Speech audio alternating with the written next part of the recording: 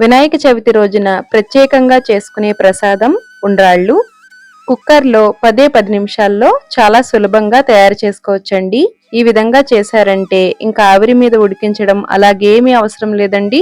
చాలా టేస్టీగా ఈజీగా ప్రిపేర్ చేసుకోవచ్చు. ముందుగా మనం ఏ గ్లాస్ తోటైతే రవ్వ తీసుకోవాలి అనుకుంటున్నామో అదే గ్లాస్ తోటి పావు గ్లాసు శనగపప్పుని ఒక కప్పులోకి తీసుకుని నానబెట్టుకోవాలి.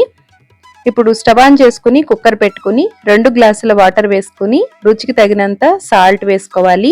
ఒక పావు స్పూను జీలకర్రని వేసుకోవాలి. ఒక స్పూను ఆయిల్ వేసుకుని నానబెట్టుకున్న శనగపప్పుని వాటర్ లేకుండా వేసుకోవాలి. మొత్తం అంతా ఒకసారి కలుపుకుని వాటర్ని మరగనివ్వాలి. మన ఛానల్లో వినాయక చవితికి ప్రత్యేకంగా చేసుకునే ప్రసాదం రెసిపీస్ ఉన్నాయి. ఛానల్ని ఒక్కసారి విజిట్ చేయండి.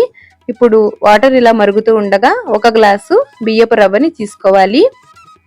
బియ్యపు రవ్వ మిల్లులో మరపట్టించినదైనా తీసుకోవచ్చు, లేదంటే కంపెనీవైనా తీసుకోవచ్చు. రవ్వ అనేది సన్నంగా ఉండేలాగా చూసుకుంటే ఉండ్రాళ్ళు అనేవి టేస్ట్ చాలా బాగుంటాయి. ఇప్పుడు మూత పెట్టుకుని మీడియం ఫ్లేమ్లో ఒక 2 విజిల్స్ రావాలండి.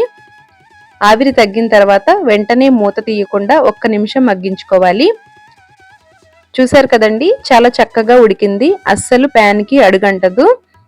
ఇప్పుడు ఇందులోకి ఒక పావు గ్లాసు సన్నంగా తురిమి పెట్టుకున్న పచ్చి కొబ్బరిని వేసుకోవాలి.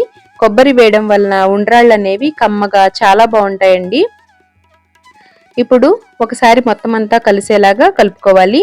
ఇప్పుడు ఈ మిశ్రమాన్ని కంచంలోకి తీసుకోవాలి. గోరువెచ్చగా తాకగలిగే వేడున్నప్పుడు చేతికి కొద్దిగా నీళ్ళని తడి చేసుకుంటూ ఉండ్రాళ్ళుగా చుట్టుకోవాలి. ఈ ఉండ్రాళ్ళు పండగలప్పుడే కాదండి, ఉదయం బ్రేక్ఫాస్ట్గా అయినా రెడీ చేసుకోవచ్చు. పక్కన కొబ్బరికాయ పచ్చడితోటి నలుచుకుని తింటే చాలా టేస్టీగా ఉంటాయండి. చూస్తున్నారు కదండి, ఈ విధంగా ఉండ్రాళ్ళు అనేవి రెడీ చేసుకోవాలి.